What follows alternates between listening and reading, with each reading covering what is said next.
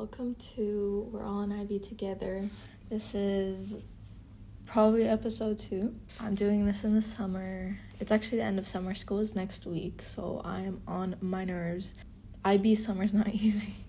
It's not easy. I took a break for 2 weeks, and then I just ruined everything because I took a break for 2 weeks.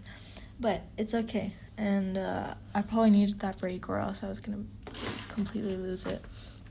But yeah, today's topic is 10 things I wish I knew before I got into IB dp1.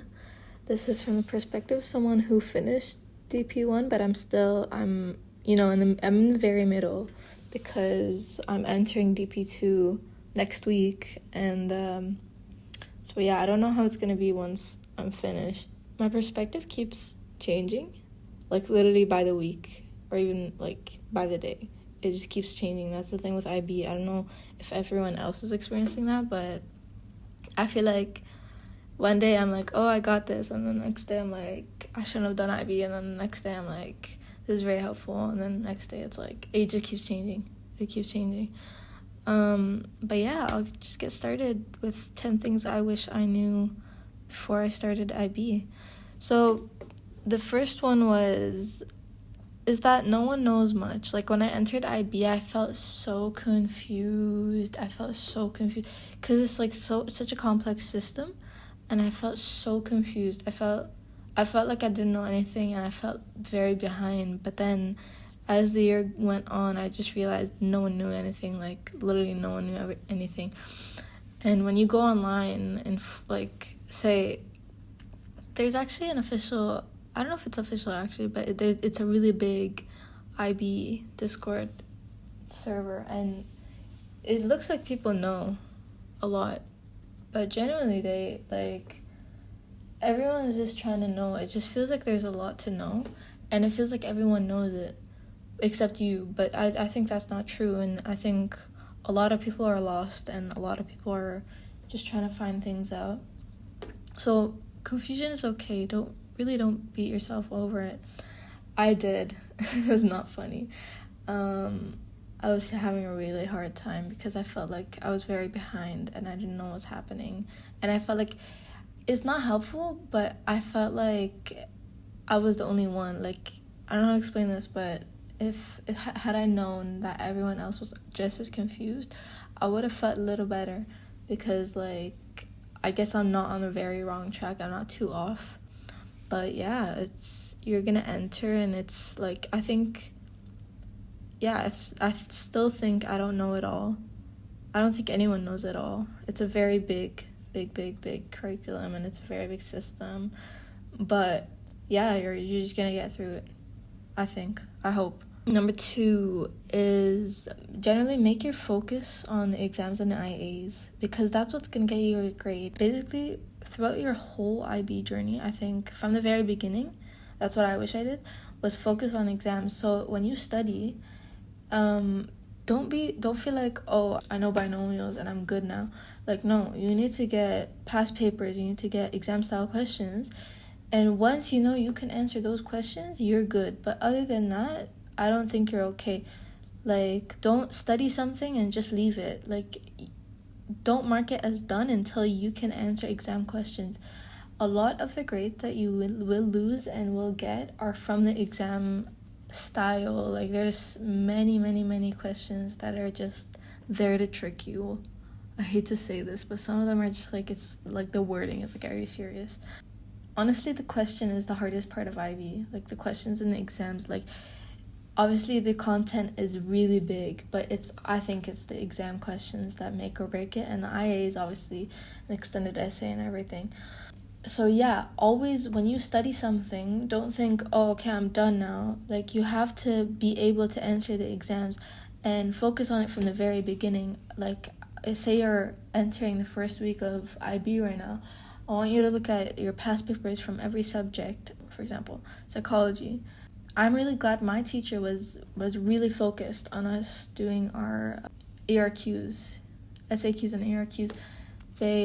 She was really focused on that in psychology, and I wasn't. I was more focused on the content and understanding the content, but I realized that the reason why she was doing it every week, she would do like SAQs and ARQs every week, and she would like press on us to remember the studies, right? Because that's what mattered in the exams. Really, honestly, you kind of, obviously you have to know the content, but like if you know the content really well but don't know the studies and don't know how to answer the questions, the SAQs and ARQs, you're not going to get anything, and it's just going to be like really bad, right? So focus on how to answer the questions, because IB is really specific about how they want you to answer the questions and the structure and whatnot. Understand the command terms. That's definitely something that's really important. You're not going to remember it. Like, if you look at the command terms, you're not going to remember them. But as you go, always past papers and past questions. This is my biggest regret. I would redo my IB first year if I could get the chance to do more like past papers and questions, because it really, you need to practice understanding the command terms and formulating your answers based on the command terms. So yes, focus on that. Focus on your IAs. Your IAs will make or break your grade, and your IAs are so big. I think my math IA is like the hardest thing for me right now, just because it's like math. What am I gonna write? But yeah, they usually take up to 20 or 30, I'm not sure, but like a big chunk of your grade. So it could put you up a few grade boundaries. It could put you down a few grade boundaries. And the good thing is that you can always, it's not one of those things, it's not like an exam. You do it on your own. You can always ask for help when you're doing your IA and whatnot. But it's still hard and it's still difficult. And sometimes, I don't know, I feel like with my math IA, I asked for a lot of help and I still don't feel great about it. But it's okay. Number 3 is never look at the overall when you're trying to evaluate yourself. Okay? So I remember when I first started, I was like, I want a 45. And I'll talk about it in another episode, why that's not a good idea to think like that. But if you're looking at your total IB number, that's not going to be as helpful as looking at the tiny stuff. Okay, so if say for example in psychology, I think I started with a 3. Yeah, I think I started with a 3, and I just looked at that 3 and I was like, I don't know what I'm doing and whatnot. The only thing that helped was when I started looking at the smaller stuff. So say my SAQs were generally, I think I used to get 3 out of 9. And once I focused enough on the SAQs to go up in the boundaries, I think my SAQs right now are like 5 out of 9. And my overall grade went up to 5 out of 7. And same with the ERQs, right? So focus on the small stuff so the big stuff gets impacted. Like, obviously make a goal. Like, say I have the goal of having 30 points by the end of dp1. But when you're trying to improve, don't look at, oh my god, I have a 6 in bio or a 3 in math or whatever, right? You need to look at the smaller stuff. Always look at the grade boundaries. It's gonna make you feel a lot better, because honestly, like when I first entered IB, I thought like you have to have 97 to get a 7, right? And I thought like, you know what, like 7s are like impossible. But it's actually not true. Depending on the course difficulty and how much people have been getting is different, and it's different every year, right? There's some classes where like I want to say physics had 50 something or 60 something for a 7, right? Bio, last grade boundary was 77% for a 7, right? So, and you don't always need a 7, right? And honestly, moving between grade boundaries can be difficult, just because it's not like you should do 1, 2, 3. Like it's just the building of the skill.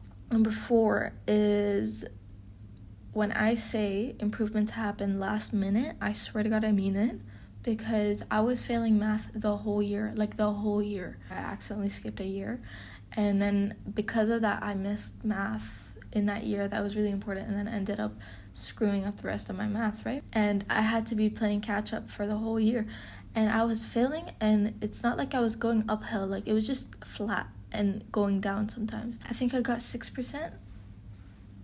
No, I think it was like 6% one time and then 18% one time. It was not getting better, right? It was not getting better. But I passed literally like in the last month of school. Last month of last year.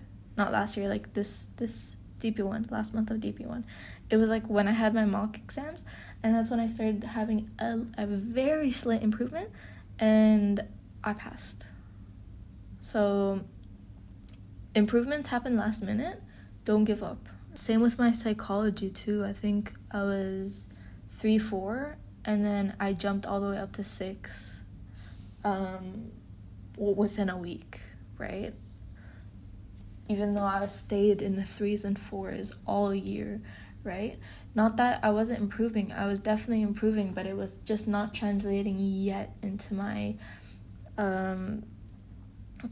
grades. And that's one thing. Your effort almost never translates into your grades immediately. It takes a long time. It takes a really, really, really long time for your effort and improvements even to translate into your grades.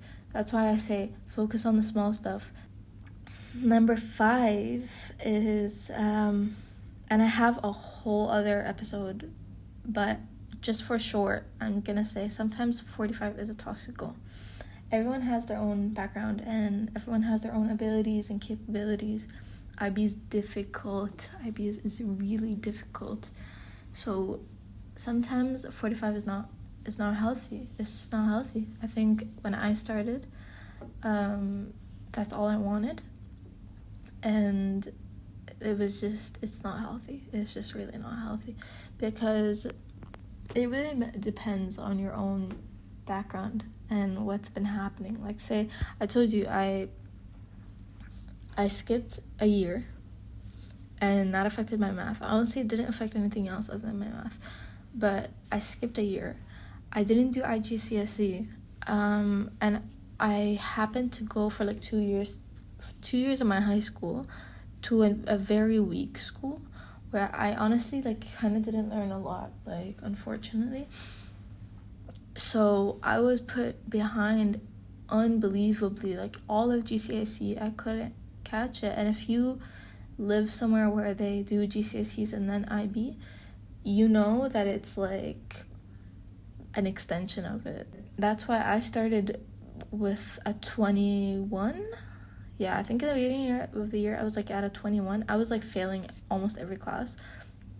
It was very difficult. It took a lot of work for me to push it up. These are my circumstances. These are why I'm not up there, even though I know I'm capable of going up there. I was just not given the opportunity, but I'm still thankful that I got to have it right now rather than just never getting to catch up. 45, depending on your case and your situation, can sometimes be very toxic. You can, like, I went up 9 IB marks up points, and I didn't feel good. I still didn't feel good because I was like, no, I'm too far from the 45. I still have 15 to go for me to go up 45.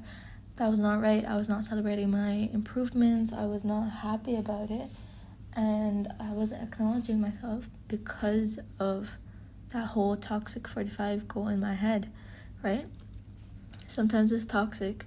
Always evaluate your own abilities, right? So I would say set your goals after you get your first set of grades. Like, obviously start off your year strong and try your best, and then you're gonna get your first set of grades and evaluations, and you're gonna get your first set of feedback. And say right now you're at an 18, don't just be like, I'm gonna jump to 45 tomorrow. Like, that's not gonna happen, right? And it's not realistic, and you're not gonna enjoy your improvements. Set realistic goals. I set a realistic goal of 30 and I reached it, alhamdulillah. But I still didn't enjoy it because I was so stuck on a 45. Realistically, in my opinion, right now I don't need a 45 because half of the universities I'm applying to actually don't even require it. And I get scholarships if I'm even past 28 points. So obviously the higher the better, and it's like if you don't put your effort in, it's just not worth going to IB because IB is all about the effort and the struggle. But no, you don't beat yourself over it. Don't I would always say put 42 as a goal. If you're actually like if you're already established and everything's going your way and you're already all set, I would say put 42 as your goal. Never put 45. I don't think that's a healthy one, in my opinion. Number 6 is Alright, so this is me editing right now. I just want to clarify, I did use trust, and I think that's not the right word. I think I would say depend is a better word, because definitely teachers are trustworthy, but at the end of the day, sometimes they have their own faults. So, yeah, I'm sorry, not trust, depend. Is don't always trust the teacher, and this might sound terrible, but I'm not saying this in a way that's like the teacher doesn't know what they're doing. I'm saying this in a way that what your teacher might be doing might not be what works for you, and don't always depend on them, right? So in English, I'm very good at analyzing. I'm very good at like a few other stuff. But my point of weakness was writing.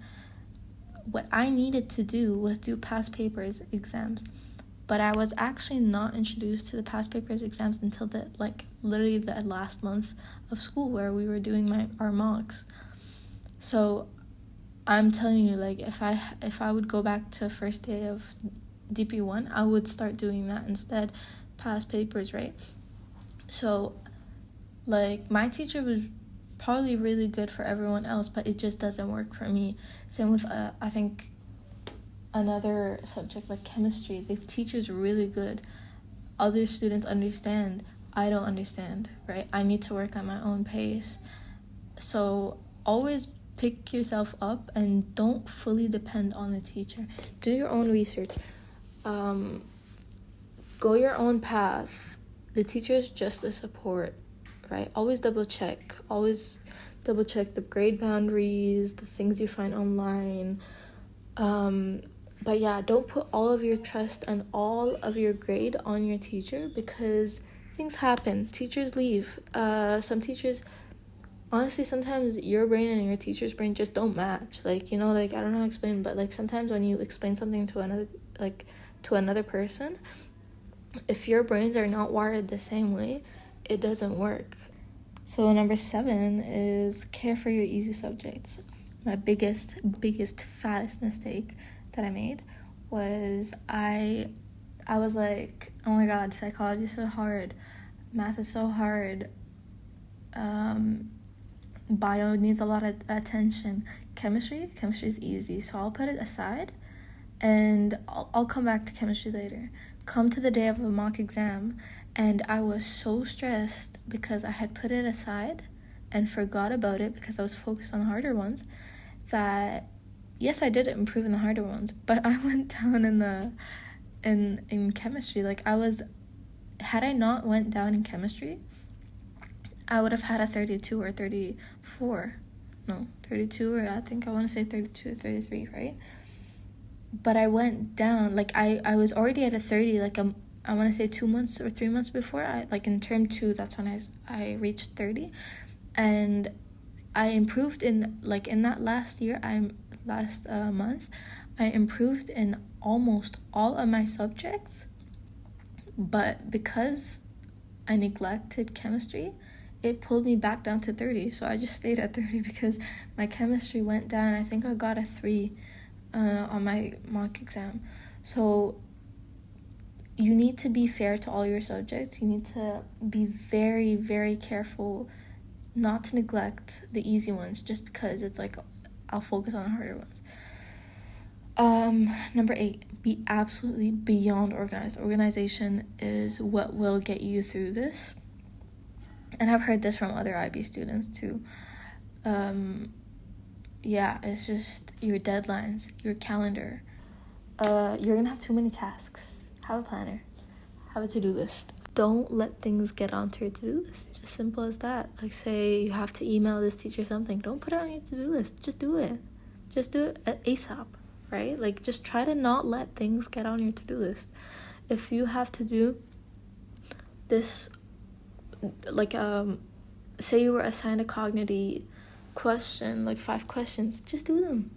Just do them.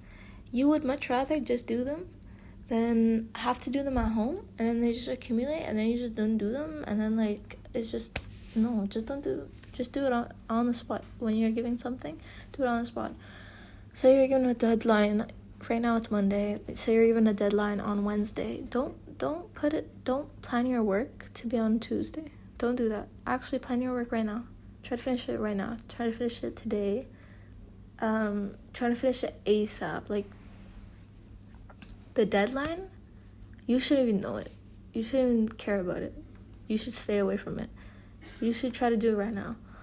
Have your own deadlines, because when you miss your own deadline, you're not dead, because there's still another deadline. So you're gonna be okay. Know which topics you've done, know which topics you're doing, know when you've last revised. That's really important. 9. Study before the exams. And I don't mean before as in, like, okay, exams on Monday, I will study on the weekend, or even I will study this week, or anything. I mean when there is no exam. Okay, like today we're in, I don't know, the middle of, like, November, no exams upcoming, nothing. You need to be studying. Study things when there's no exam, right? So when the exam comes, you're just revising. There's a very big difference between studying and revising. When exams come, you just need to be, like, remembering things. You need to be refreshing your brain, not stuffing things inside of your brain 2 hours before the exam. Okay, so always study when there's no exams. This way, when the exam comes, you're like, oh, okay, I've studied this before, so now I'm just going to review my notes, review in whatever way you review, and it'll be a lot easier. Number 10, stay motivated. It's okay whether you fail or pass, or if this works or not. It's an experience. It's great. It's gonna change your life, and you're gonna go through hard times and not hard times and good times, and it's fun. But yeah, thank you so much for listening to me for the past, well, I don't know, after editing it should be just 30 minutes. That's about it for today. Thank you so much for listening. Please don't forget to follow, like, and everything, just so this could work out for me too. But yeah, thank you so much.